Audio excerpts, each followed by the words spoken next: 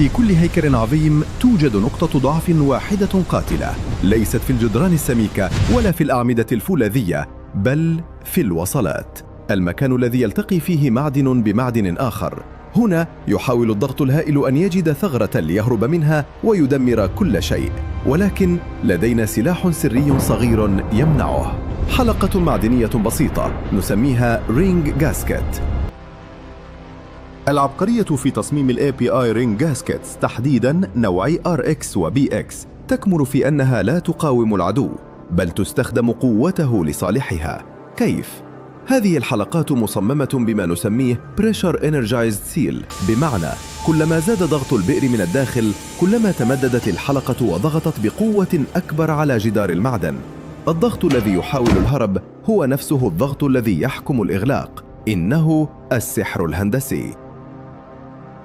في الضغوط العالية جدا الفراغات مرفوضة. هنا يظهر النوع الأكثر تطورا Type 6BX Flanges. هذا النوع مصمم ليكون face to face. المعدن يعانق المعدن، لا يوجد مليمتر واحد للفراغ. ولتحقيق هذا العناق المثالي ال 6BX لا يقبل إلا نوعا وحيدا من الحلقات، ال BX Ring Gasket. إياك أن تحاول تركيب غيرها، الفيزياء لن تسمح لك بإغلاق الفجوة.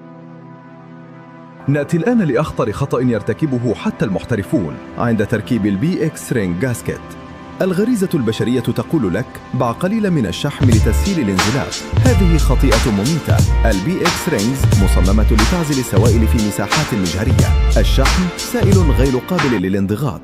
إذا وضعته في الجروف سيتحول لحاجز صلب يمنع الحلقة من الجلوس في مكانها الصحيح، وهو ما نسميه هيدروليك لوك. النتيجة الفلنشة لن تغلق والتسريب سيحدث لا محالة.